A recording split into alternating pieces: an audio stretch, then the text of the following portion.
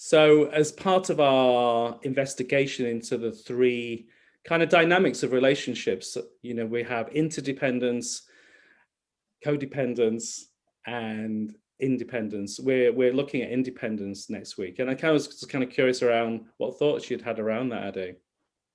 I think what was coming up for me was there's a light side of independence and there's a shadow side of independence. So for me, the light side, the wholehearted side, is where I'm in that space of, I'm okay. I'm okay. I don't need someone else to define me.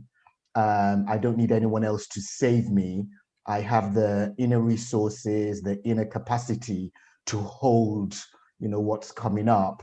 So that's sort of like the healthy side of it.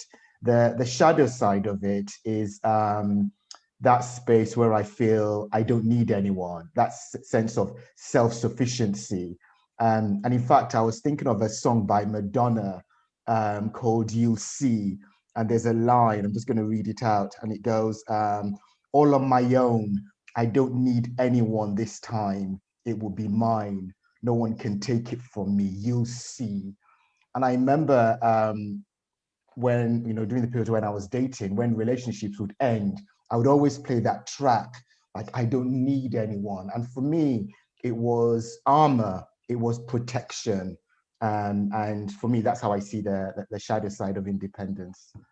What about for yourself? Yeah, well, actually, it's just very interesting listening to you, because what occurs to me is with each of these states and with independence, they're kind of states that I sometimes find myself in. So it's not that I'm always independent, and it's not that sometimes when I'm independent it's good or it's bad. It just depends on the level that I'm in. So it's a bit like, it's a bit like numbing, isn't it? Like a glass of wine can be celebratory, but a bottle of wine can be numbing.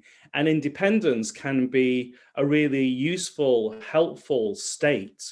And I do inhabit that state. I suppose for me, it's around how conscious I am. Like, have I hibernated? Have I retreated completely from the world to protect myself? Or am I taking a little retreat from the world in order to restore myself? So there's something about a continuum. Like, I know that I'm good at independence, and I know sometimes it tips over into hiding away from. And I think it's around me staying conscious as to, has it tipped over too far? And it's also the same with the other states as well. So I'm just really in touch with how it ebbs and flows, and it can ebb and flow in a moment, and it can ebb and flow in a day. So it's not a static way of being for me.